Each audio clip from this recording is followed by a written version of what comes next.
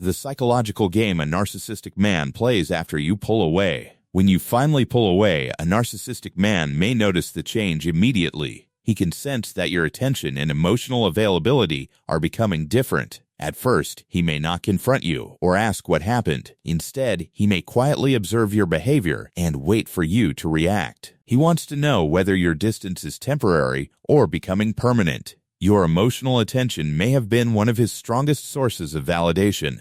When that attention disappears, the relationship's power dynamic begins changing. This is often when his psychological game quietly begins. He might suddenly become unusually calm, confident, or completely unaffected. You may see him behaving as though losing you means absolutely nothing. He could post happier pictures and become unusually social around others. But sometimes, this behavior is designed to create an emotional reaction. He wants you wondering whether he has already moved on without you. That uncertainty can keep your attention emotionally connected to him. You may start checking his social media and analyzing every detail. You wonder who he is with and why he seems happier. You may even question whether the relationship ever truly mattered. This confusion can keep you emotionally involved despite physically pulling away. He does not necessarily need to contact you to remain present mentally. Sometimes, his silence itself becomes the message he wants you noticing. You may expect him to chase you after you stop giving attention. Instead, he may withdraw further and wait for you to become uncomfortable. This creates an emotional competition over who breaks the silence first. If you contact him, he may see proof that you still care. Then, the confidence you gain from leaving can slowly disappear. He may respond warmly, making you believe everything has finally changed. Then, suddenly, his behavior may become distant and emotionally unavailable again. This unpredictable pattern can leave you constantly questioning where you stand. One moment, he seems interested, and the next, he seems completely detached. That inconsistency can make you work harder for affection you once received. Another tactic involves reminding you of the relationship's beautiful memories. He may mention special moments that make you question your decision. He might say nobody understood him quite like you supposedly did. These memories can awaken emotions you were finally beginning to release. You may suddenly remember exactly why you fell for him initially, but beautiful memories cannot erase painful patterns that repeatedly followed them. He may also show you exactly what you seem to miss. If you loved his attention, he may suddenly become attentive again. If affection mattered, he may temporarily become unusually affectionate again.